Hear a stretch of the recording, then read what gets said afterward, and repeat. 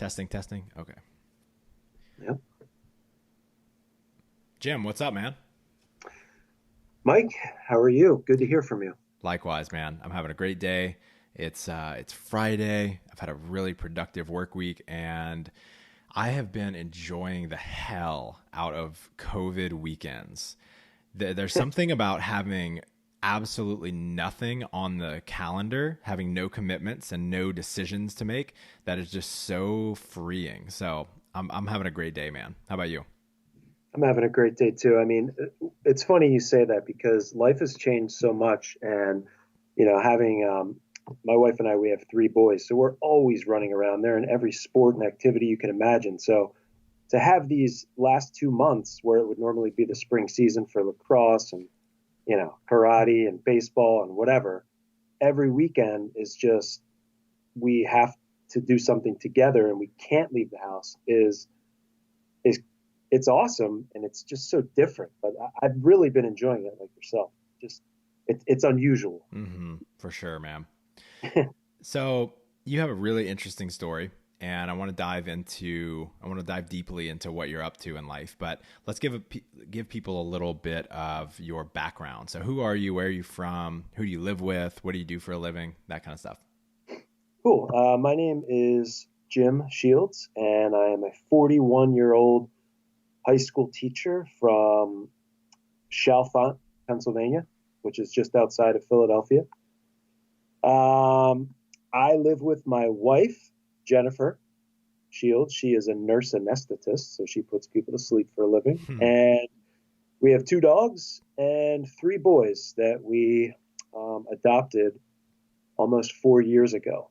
And yeah, so that's our situation here. And we're in these crazy times right now, but we're really enjoying our time together and doing all kinds of fun stuff.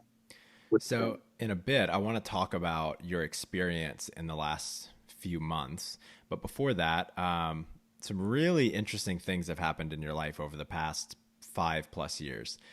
First, you were selected to be on the TV show Alone. So explain to listeners what that TV show is and how that all came about. Yeah.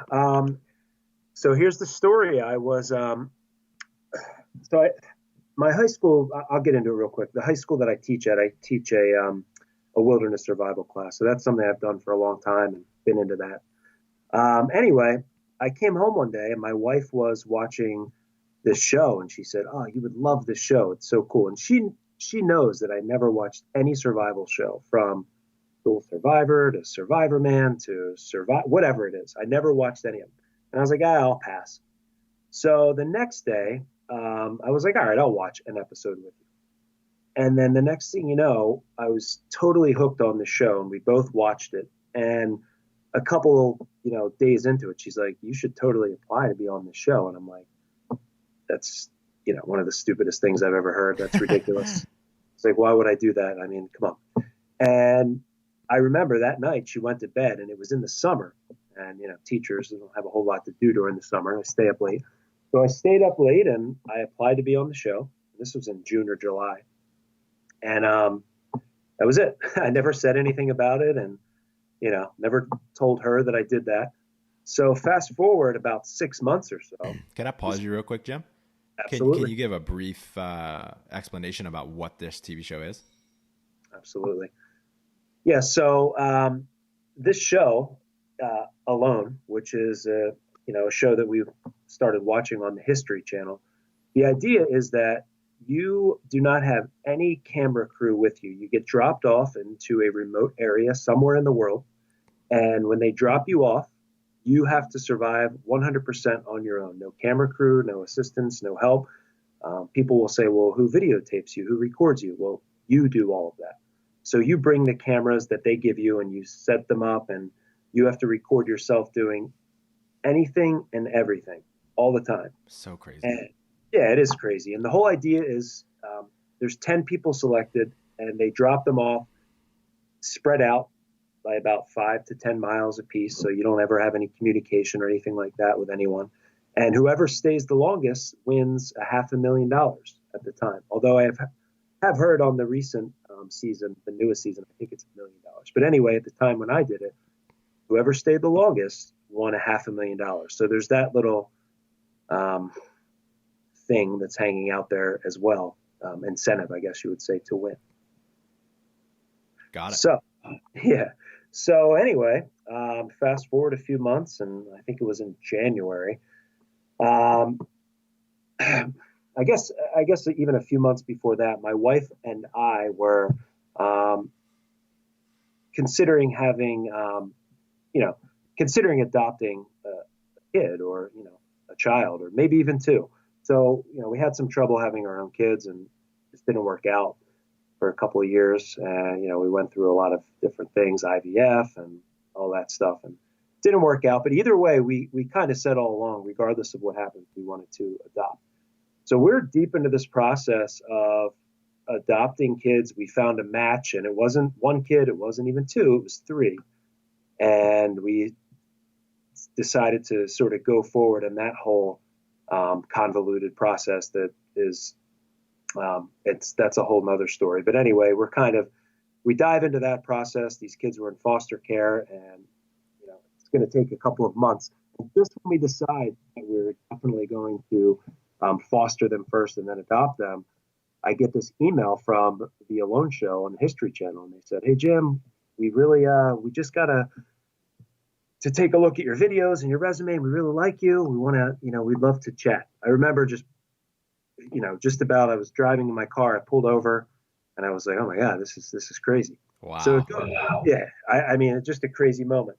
So at the time, I didn't realize I was one of something like 300 people that got that email, whereas I thought I was already chosen. So anyway, one thing led to another, and I had to go out, and they said, "Well, we need more footage. We need you to go out for a couple days on your own and film stuff and send it to us." So I did that, built traps, showed my skills, did different things. And then I heard back from them in a couple of weeks, and like, "Oh, we loved it. We want you to talk to the producers and do a Skype, just so they can get to know you and see what's going on." So I did that. And at that point, had you told your wife?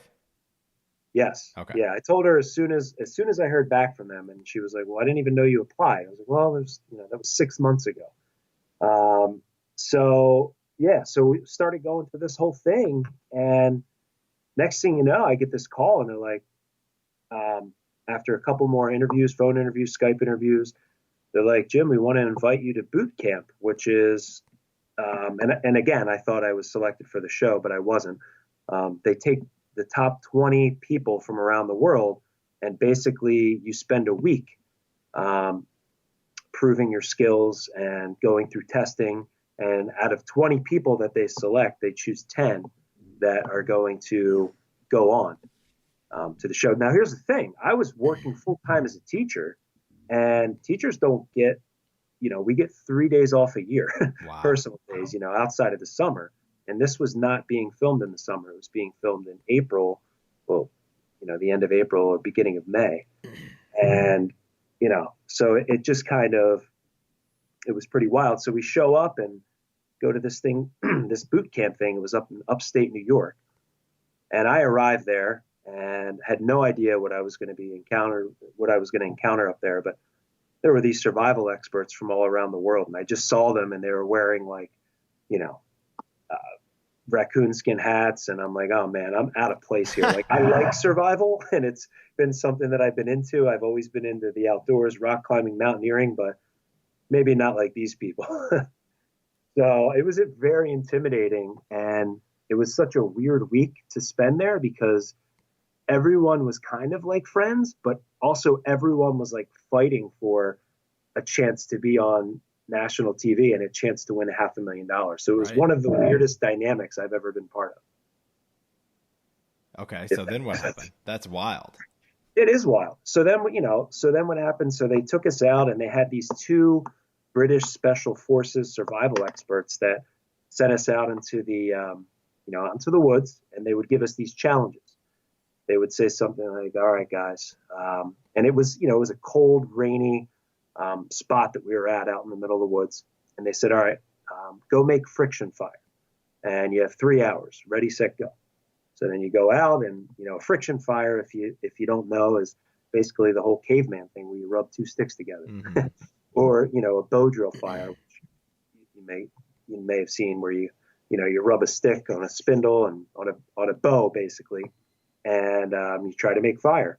So you have these 20 people running around the woods trying to be the first person to start a fire with a bow drill and in the rain, and Wow. it was crazy. And they had us make our own shelters, and at one point they said, okay, get a fire going. And everybody is like at this one fire pit trying to prove that they know how to start a fire. And it was this weird sort of dynamic where you're like, you know, they know that we can already start fires or we wouldn't be here. So, I just kind of took a breath and relaxed. And I was like, look, I can't get caught up in all this showing off and showing that I'm the best. Like, I am who I am. I know some stuff. I'm just going to be myself, kind of thing. Mm-hmm. And, we kept going forward and forward. And next thing you know, they showed up with, they showed up with some guy showed up with a truck full of these rabbits. And I was like, what the hell are we going to do with those things? And we had to kill them and prove that we knew how to, that we weren't afraid to kill a rabbit, and that we weren't afraid, that we knew how to skin it. Mm-hmm. And basically we were going to be able to sustain ourselves if we were chosen for the show. So, for me, not being an avid hunter and trapper, I was like, oh man, I don't really, this isn't my thing. And, but it is what it is. And I knew how to do it. So I did it. And that was just a wild scene because some of the people there had never done that. And, there was some like screaming, and some people didn't exactly do it right the first time. Oh man. Without getting into the details of all that, it was like, what the heck? I was like, and I'm out there, I'm like, what am I doing? Why am I doing this? I'm like, and I'm the biggest animal lover out there. And I'm just like, oh man, but it is what it is. There's some people out there that have like, there was a guy, I remember, he didn't get picked for the show, but he was from like deep in the middle of Alaska. And he'd been doing this since he was, I think, like a fetus. And he was like boiling the rabbit head and eating the eyeballs. And I'm like, Wow. I'm gonna pass on that. But it was wild. And, I actually became really close with a lot of the people, and, that we were sort of vying for these 10 spots. But after a while, you just kind of got close, and, we went through a lot of the same stuff together. And, at the end of the week, we went through this psychological testing. We're in like this hotel room in New York after like our 3 or 4 days out in the wilderness. And they put us through all this psychological testing, breathing tests.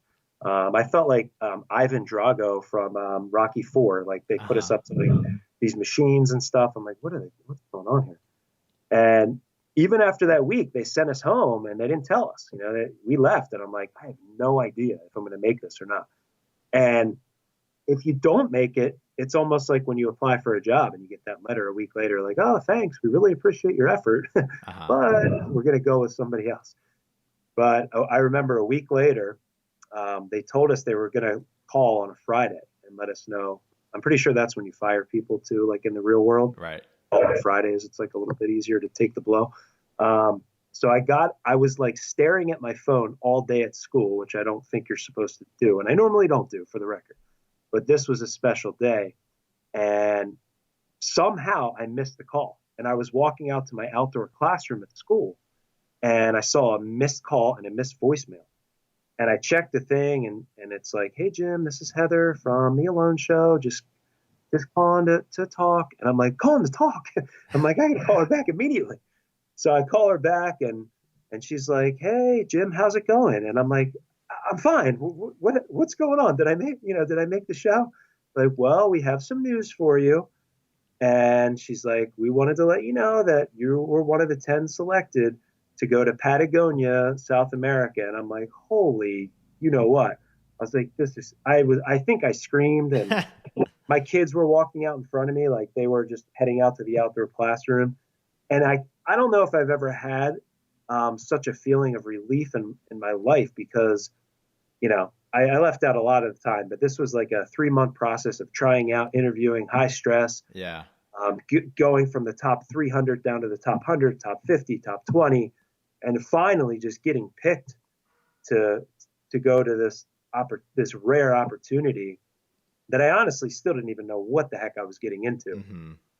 Mm-hmm. Was just this like, holy crap, like this is a life-changing moment right now. And then from there, it got even crazier. There was like a month before we shipped out. And, I started eating heavily to gain lots of weight Mm-hmm. because, I was planning on staying for the longest and I wanted to just live off my body fat. And I went into like crazy survival mode for those like 30 days before the show. I watched, I think, every single video on YouTube, read every book. Wow. My survival knowledge like grew exponentially. And yeah, and then it was like History Channel came to our house, did this segment, and they filmed my wife and I, and the kids weren't there yet, our dogs, and and then I left for the show, and I still didn't know who was on the show. I still didn't know of the 20 people there who got picked, but every stop along the way, there was like 5 layovers. There was somebody different at one of the layovers. And on my way down to South America, I started to meet those people, and it ended up being like all the people that I was sort of were hoping to make the show, Oh, wow. people that I'm still friends with, and it's pretty cool. Very cool, man. Okay, so you Yeah. get down there, and what's it like over there? Yeah. So I get down there, and so there's one place, like I've done a lot of traveling in my life, did a lot of adventures and stuff, but there's one place I'd never been to that I always wanted to go to, and it was Patagonia. So I get down there and we're all just like, everyone's so happy that we're chosen, and now we can really be friends, right? So there's 10 people and there's 2 alternates in case somebody backs out. And they put us up at this, in the middle of, this remote area, this like ranch. And we don't really know what's going on. We meet the producers who we kind of met already, but now they're kind of living with us and like in a different spot. But the 12 of us like stayed together. And things started getting, it was exciting. And after a couple of days, we're like, well, how long are we going to be here? And a couple of days turned into a week turned into 2 weeks. And Wow.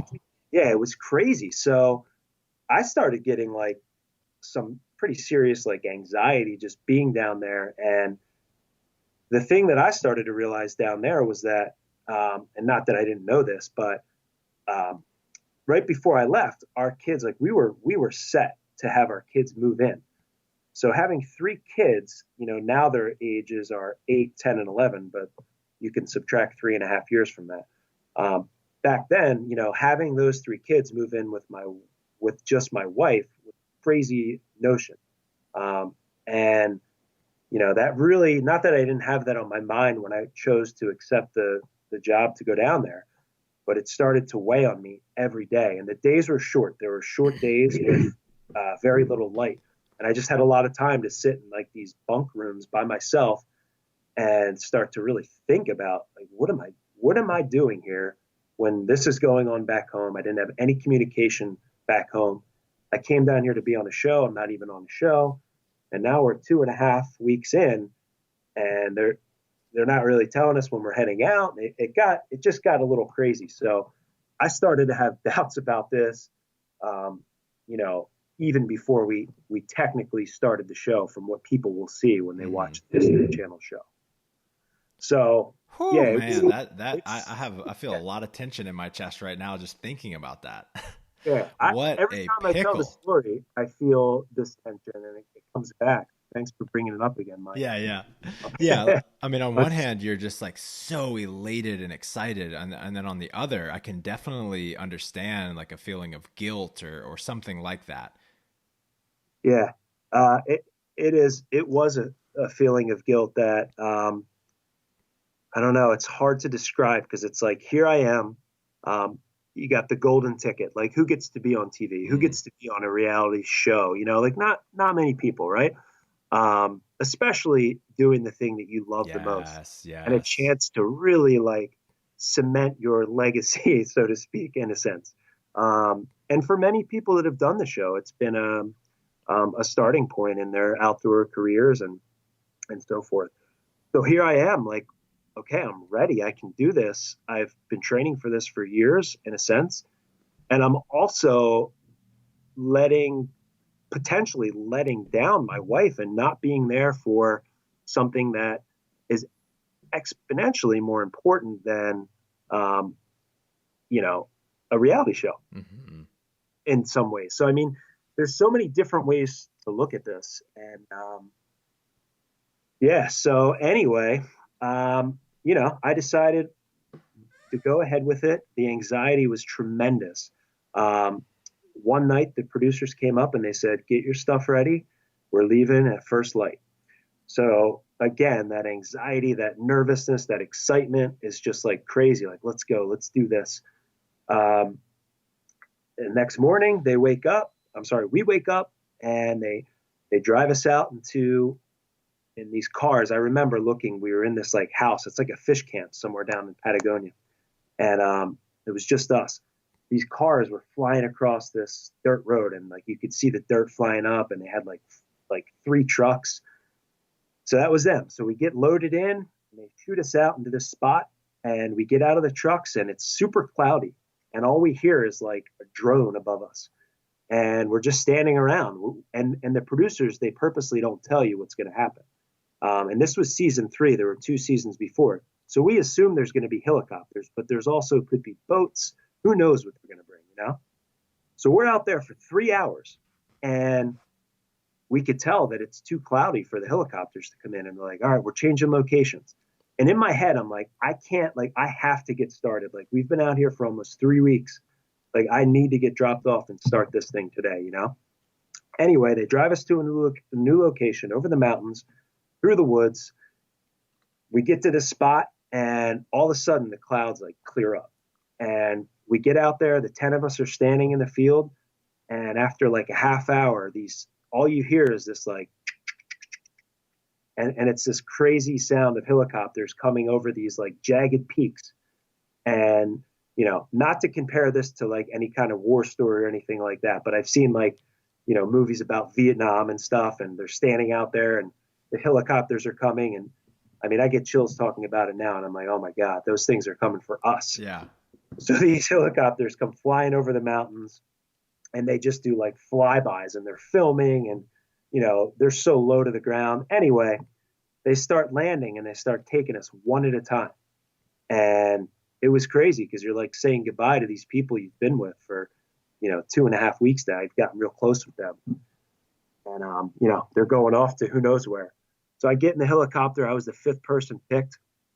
I get dropped off after about, a 15-minute flight. And when the helicopter left, it was just dead silent. And I was in one of the most beautiful spots you could ever imagine, huge mountains all around. And it was a feeling of just like, holy, you know what? Like, this is real. And, I captured that. And that's the odd thing about this show is that everything you do, if you don't capture it, it didn't happen. That's what the producers constantly told you. If you don't capture it, we don't want to hear about it. Like, everything must be filmed. What is the very first thing that you did? So the first thing that I did was I kind of like, as I'm telling you and retelling you this story right now, I'm feeling that same ball of like energy and like sort of anxiety. I set the camera up on a tripod, and I just went out in front of it, and I just yelled at the top of my lungs. I just went, Patagonia! Yes. And I just screamed it. I had to get it out, Yes. They put that on the show, and that was like my first moment of like when they tell kids like, maybe their therapist, maybe mine told me this when I was a kid, I'm not sure, just to go out and scream in the woods, a primordial scream. Yeah. And it does, it helps a little bit. And after I let that out, I was like, all right, take a breath, let's go. And, you get 10 items to bring with you, 10 sort of like survival items to choose, and not including like your clothes. And, so I went back, and I was like, it was already starting to get dark. It was like 3:00, and it got dark around 5. So I was like, all right, filming's great and all, but let's get set up so I can get to sleep here. So I got a shelter set up really quick, and got a fire going, and I was really happy about those things. sort of just went from there. And yeah, so I just to keep going, it's not going to take long because the first night I was really happy. I got my shelter set up and I started going through like Maslow's hierarchy of like, all right, I got a shelter, I'm safe, I got a fire. I'm like, yes, I can do this. Let's go. And I've seen shows where people can't get fires started and stuff, and all we had was a ferro rod. We didn't have like a lighter. Yeah. And the next day I got up and I'm like, let's go, man, let's go. So I started whacking down trees with my axe. I built this teepee. It was awesome. Like I built a bed inside of there and I'm like, let's do this. And somewhere around day 3, I remember being in the teepee and it was pouring rain. And I just kind of, I was like I had in the morning, I had this thought come in my head of like, what am I doing? Like, I can't be here. I have to be at home. And I'm like, get that thought out of there. And I had like trained beforehand, like with meditation. And I had like a mantra that I would kind of like say and to get like those thoughts out of my head. Cause I knew I was going to have to like have like compartmentalize stuff. So I went out and I started building stuff and I started collecting some berries. And, but that day 3, man, things like it started creeping in my head, like something that I've never experienced. I couldn't make it stop. And it was like, it took over my brain. It took over my body. And I was, I can't deal with it. So I just sat there for like hours, knowing that I could quit and just go right home and be where I thought I needed to be. But also knowing that once I sort of pressed that button, that all of those great things that I wanted from this experience are gone. And I pressed the button and I stayed for another day. And, cause it took a while for them to come out. It was pretty remote to they come out and get me and stuff. And that was that. I stayed out there for another week. It kind of like quarantined me, which I'm kind of happy for, I guess, because I had a little experience for what I'm dealing with now. Yeah. But yeah, so that was my experience, man. I spent 3 or 4 days on the show. I was the first one to quit out of the 10. The show did not air for, I think like 5 months. So nobody had any clue how I did when I came back. So I dealt with this second thing when I came back of people thinking, oh, I know you won. You won. I know you were the winner. Oh man. Psychologically, I'm like, no, you don't understand. Like I'm the biggest loser. Like I'm going to let you down so bad. So psychologically that was hard to deal with. Came back about 2 weeks later, our kids moved in. That was crazy. Yeah. That whole thing happened. And about a week after that, we found this like dream house out in the woods. So all these things happened. And I was like in hiding because I couldn't like show my face. I was supposed to lay low for like 2 months. So my mom knew I was back. My wife knew I was back. And it was just this wild experience. And it definitely took me a while. And then next thing you know, I think it was November, October. I'm sorry, I think it was November, December. There was the episode, the first episode was showing, and my wife rented out this bar and 50 of my friends, and I have no idea how they're going to show me. I know how long I lasted, and I know in previous seasons, people that quit after, there were people that quit on the first day. Yeah. The first 2 seasons, and they sometimes lasted to like the second episode. But I made it to the first episode it was called Making the Cut. Okay. And then the second episode was the actual like first episode of the show is when I quit at the end of the show. And my family and friends are like, what the hell just happened? Like what? And it's a feeling that, I didn't feel very proud, I guess, but everyone was very cool about it, and they kind of got that the reason that I felt that I needed to leave and being a dad was probably more important than any accolades from being on a reality show. And I tend to agree with that, but I still do have regrets and I probably always will. Dude, thank you so much for your vulnerability and your honesty. I think that, I just can't imagine how tough it is to share that and relive it. And, man, what a crazy tough decision. Yeah. It's almost like, You're right. There is definitely vulnerability to just be honest, but that's been the most freeing part of this whole thing is to Sure. just be truly honest. And like, um, even listening to like, it's funny because I thought a lot about vulnerability lately, listening to Brene Brown. I don't know if Hmm. you read her stuff or Yeah, listen to her big, stuff. big, big fan. Yeah. Um, and it's right, man. It's like once you can say, hey, I put myself out in the ring, so what? It didn't work out this time, but like I went in there and I gave it what I had, and it just didn't work out this Hmm. time, and Hmm. it's okay. Like, I've learned from it. There's so many positives that have come from this, and yeah, there's always going to be the one when people watch the show and repeat, they're always going to say, "Oh man, what a loser! I could do better." And trust me, I dealt with lots of that. But at the same time, like I did it, and I'm proud to have gone through it. And the life that I have now is special, and I don't know. I know that it wouldn't be the same if I didn't make the decision that I made. So Right, right. So, we have bad days and we have good days, and our thoughts about ourselves can, wildly vary. On your best days, what do you think of yourself having made the decision to leave and be with your wife as y'all are bringing kids into the world, or okay. bringing them into your home? So it's a good question. On my best days, I would say that I am confident that I made the right decision. And that's sort of multifaceted. There's a lot of things that happen from coming back early, I guess you can call it that. Um, I was able to be there for the, initial days that my kids moved in and weeks and months. And to think of me not being there, I know it's different, when you have your own children, like, you hear about soldiers that aren't there when they have children because they're away at war or something like that. And they're not there for the first few months of their kids being born and stuff. This is a little different, but at the same time, it's not. Um, I felt that I needed to be there for my wife, and I feel proud of that decision. I needed to be there for my wife and for my kids. So I've accepted what the decision that I made on my best days.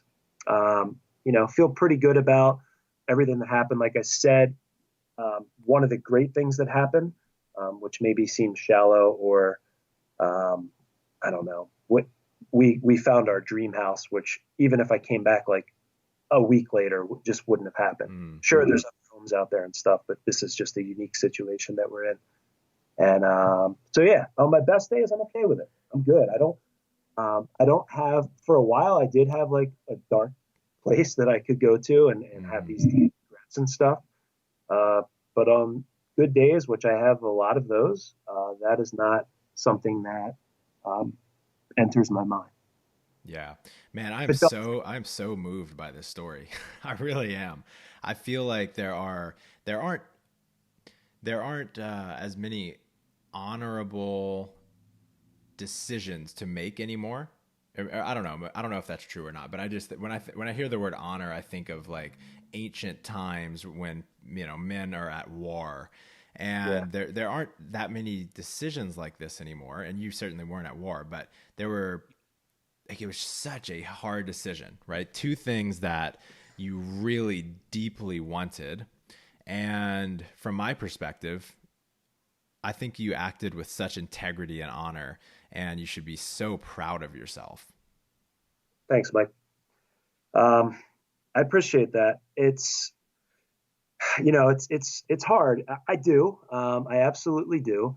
But there's the part of me that will always say like, well, what if I just put that stuff aside a little more? And what if I just sucked it up and Hmm. um, stayed out there? Would my kids have respected me more? Would my wife respected me more? Would I respect myself more? Hmm. I don't know. Unfortunately, I'll never know.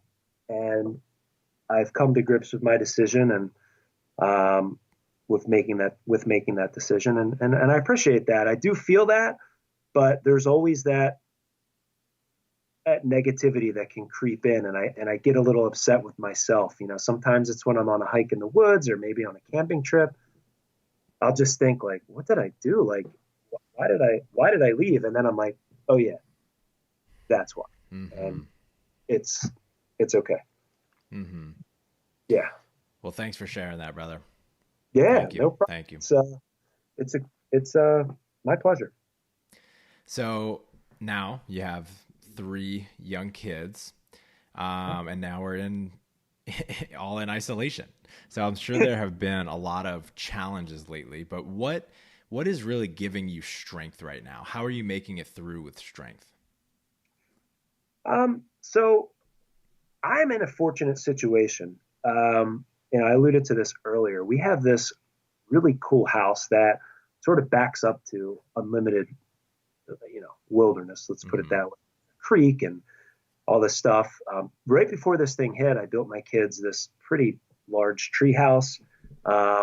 And the reason I say I'm fortunate is because I have my family here, my dogs, my kids, my wife. My wife and I really didn't take much of a hit, like salary wise, with this whole thing. And I have a lot of friends in like private business with gyms and businesses that are struggling and scared, and from that side of it, we've been okay. So I've been able to really just you know try to just help my students at school and try to mentor them, and I don't almost like less of a teacher in the subject and more of just a mentor to try to get them through this time, because a lot of them are experiencing a lot of that negative stuff. And I've really been trying to take advantage of this time. Like I've been thinking, like if I don't come out of this situation a better person with more skills than when it started, like in a sense, I'm kind of like wasting my time. Mm. So that's the approach that I've taken. I started a YouTube channel. I got my kids involved in it. I've been going out making videos. Basically, everything I do in my survival class, I'm putting on my YouTube channel so that when kids are absent in the future in school, or if they would like to go watch it again to see how to build this shelter or set up this trap, it's all going to be there. And it's something I always wanted to do, but never had the time to do. And now I have Mm. the time to do it.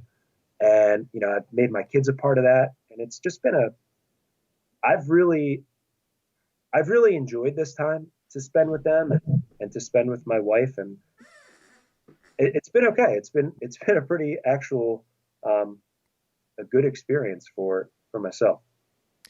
Yeah, I feel that, man. That really resonates with me as well. For people that are interested, what's your YouTube channel called? My YouTube channel is called it's Climbing Bushcrafter.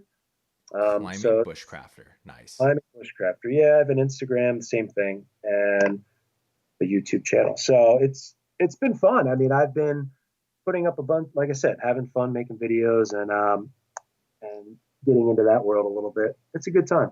That's And it's awesome, funny. dude. It's funny. Like I miss the whole Instagram and YouTube thing. Like when I went on to the Alone show, a lot of the contestants already had those set up, Yeah, and as soon as they went on, their accounts exploded and just thousands and thousands of followers. for sure.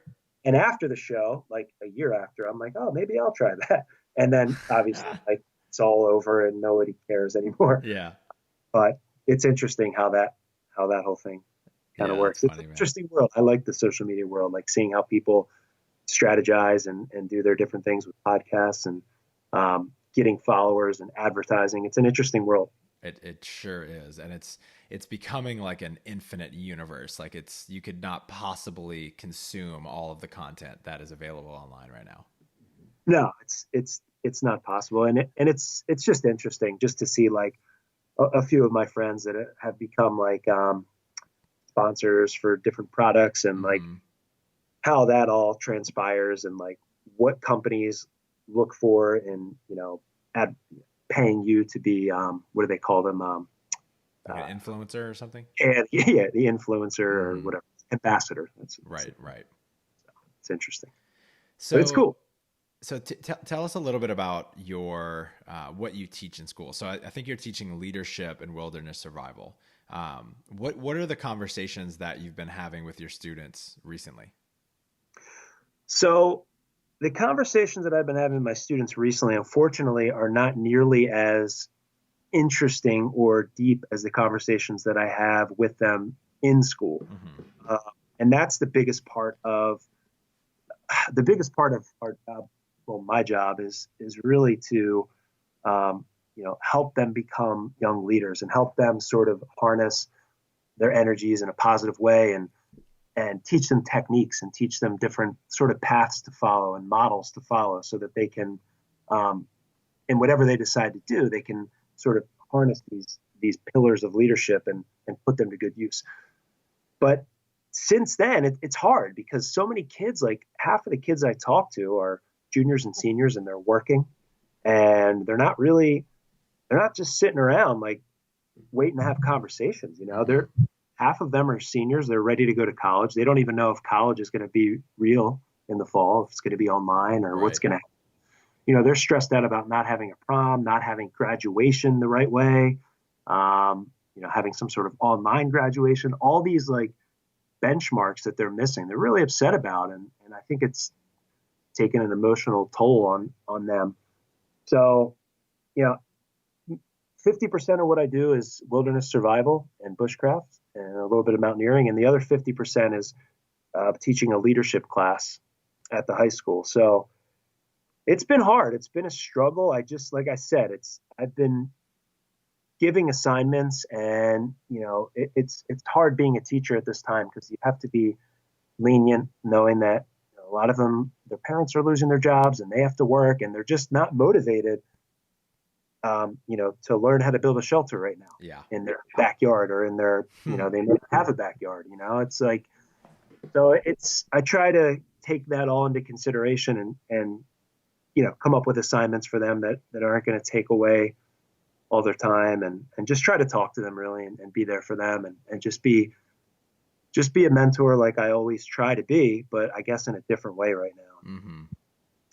It's hard. I don't know. I mean, you guys do it all the time as being online coaches and that, but this is a world that is kind of like new to us, especially when I'm used to um, being in close proximity with my students every day and sitting in a circle and, really getting into some of the different things that we're getting into. Now it's just the distance between us is it's taken its toll for sure. Sure. Sure. Yeah. What I've been realizing is that what people want and need right now is so much different than what they wanted and needed from us when they may have signed up, right? Like people signed up months ago, many of them to get in the best shape of their lives, right? They wanted to Yeah, get shredded or they wanted to meet some pretty substantial body composition goals. Right yeah, now, people want to have something to control. They want some accountability. They also, a lot of people just really need a space to connect with someone, to connect okay, with like an unbiased third party. That's why I think Zoom, I'm sure you know of the course, yeah, Zoom software, that it grew, let's see, 220. I mean, math is hard right now. yeah, It exploded. It absolutely exploded. I think it like 10x within a month. And part of that is because businesses are going online. Part of it is because people are just trying their best to stay connected to others. And so I think if we've done anything well, it's been to pivot just the way that we communicate with people, and we're not only talking to them about macros and the quality of their food, but also just how's their day going, and is there anything that we could do to make it better, and how's their family doing, and all of that kind of stuff. People are really yearning for human connection right now. absolutely, and that's not to be undervalued. I mean, I'm seeing it in a lot of folks that I've been talking to, and it's strange here in Pennsylvania. It's like I'm sure you watch some news or at least read some news, and it seems like as it's starting to get warmer and we're starting to hear conflicting things from all different sides, people are starting to like just it. It seems like we're heading back to normal soon. I don't know that that's true, Mm-hmm. um, but I hear what you're saying about that. I think people are definitely yearning for connection, and I've definitely gotten that from my students. They miss us. They never heard of students really talk about missing teachers, Mm-hmm. but now you can really read in between the lines, I guess, and talking to a lot of students, they miss what they had. They had something special, and we have a great high school, and that's been taken away. They've been stuck in their bedrooms for 2 months now, and Yeah.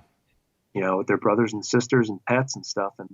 And you're right. I mean, they are sort of yearning for that human connection.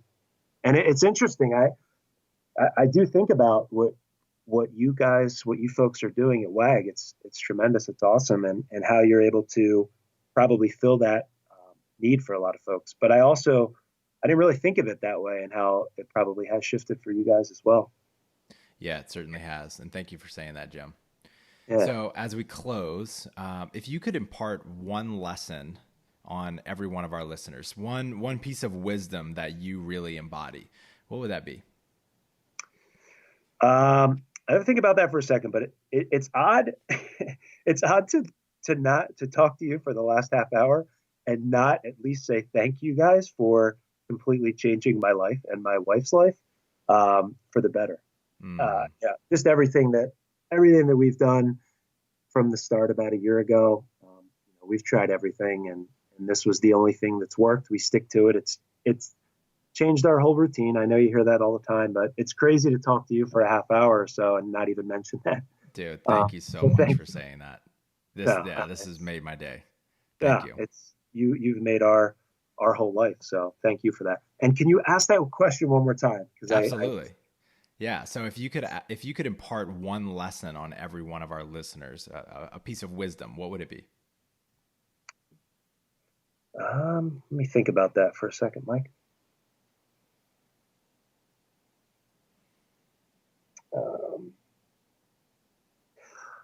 I would say I'm going to go back to two things that we talk about in our leadership program quite a bit. I would say try to approach, there's a lot of negativity going around right now. And one of the things that we teach our students is to use the yes and approach. And it's something that's used a lot in improv and improv comedy, but it's any situation that sort of comes at you. You can always handle it in a positive way. Instead of shutting it down, it's called the yes and approach. So basically, without getting too much into what yes and means, it's handling things with sort of positivity and not shutting things down and trying to keep things going. And the other thing is another sort of pillar of our leadership. We talk about going big. And going big is something like, maybe you're going to write a book or start a nutrition company, but going big for yourself, going big for others. Look at the folks out there that are making masks, and nobody's asking them to, and they're not selling. They're dropping them off at hospitals. The people that are going out in harm's way and doing some of that stuff. So yes, and go be a positive influence on as many people as you can. Fight the negativity and also go big, and do what you can right now to help out your neighbors, to help out the folks around us, and try to come out of this thing, with a more positive vibe. And, this thing will end soon and at some point, and, we're going to have to get back to normal. So those are the two pieces of advice that I would give. Yes, and go big. Amen, brother. Those are great. So tell us your YouTube channel one more time. And if you made it onto Instagram, let us know your handle. Yes, I am on YouTube at Climbing Bushcrafter, and also at Instagram at Climbing Bushcrafter. So I spend some time there each week putting some cool stuff up, and that's that.